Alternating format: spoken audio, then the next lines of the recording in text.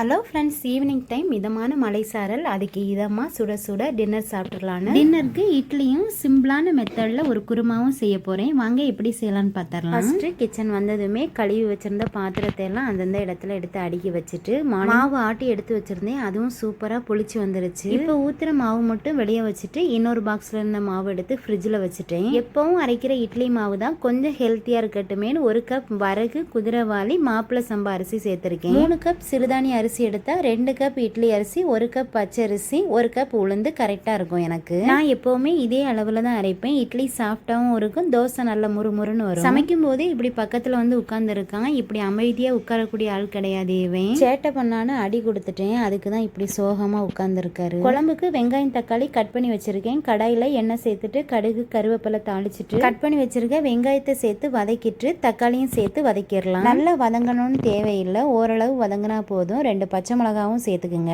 என்கிட்ட பச்சை மிளகா தீந்துருச்சு, அதனால நான் சேர்க்கல. நான் அடிச்சதுனால கோவமா இருந்தான். கொஞ்ச நேரம் நான் சமாதானப்படுத்தினேன். அதுக்கப்புறம் கோவம் தீர்ந்ததுக்கு அப்புறமா அவர் வந்து என்ன சமாதானப்படுத்துறாரு. இந்த குருமாக்கு டேஸ்ட் கொடுக்கறதே இந்த தேங்காய் பேஸ்ட் தான். மிக்ஸி ஜார்ல கொஞ்சமா தேங்காய் சேர்த்துட்டு 1 ஸ்பூன் பெருஞ்சீரகம், காரத்துக்கு ஏற்ற காஞ்ச மிளகா, 1 ஸ்பூன் பொரிக்கடலை, ஒரு சின்ன துண்டு பட்டை, 4 கிராம்பு, கூடவே கொஞ்சமா தண்ணி சேர்த்து நல்லா நைஸா அரைச்சி எடுத்துக்கலாம்.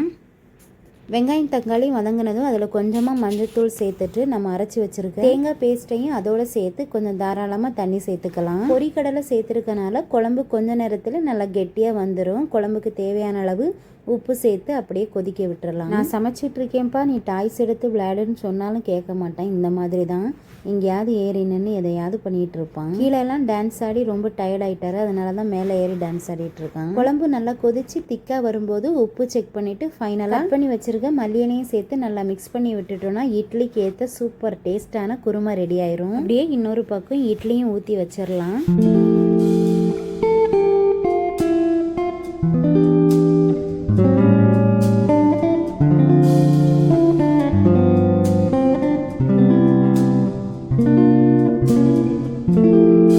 ரொம்பவே சிம்பிளான வீடே மணக்க மணக்க டேஸ்டியான குழம்பும் ரெடி ஆயிருச்சு.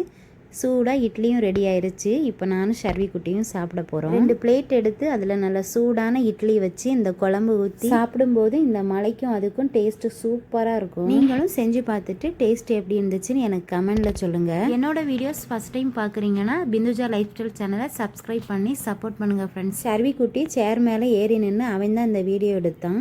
அவன் தான் டான்ஸ் ஆடுமான்னு சொன்னான், அதுக்கு தான் இந்த டான்ஸ். ரொம்பவே பசிக்குது. நானும் ஷர்வி குட்டியும் சாப்பிட போகிறோம். நீங்களும் போய் சாப்பிடுங்க. நெக்ஸ்ட் வீடியோவில் பார்க்கலாம். Thanks for watching. Bye bye.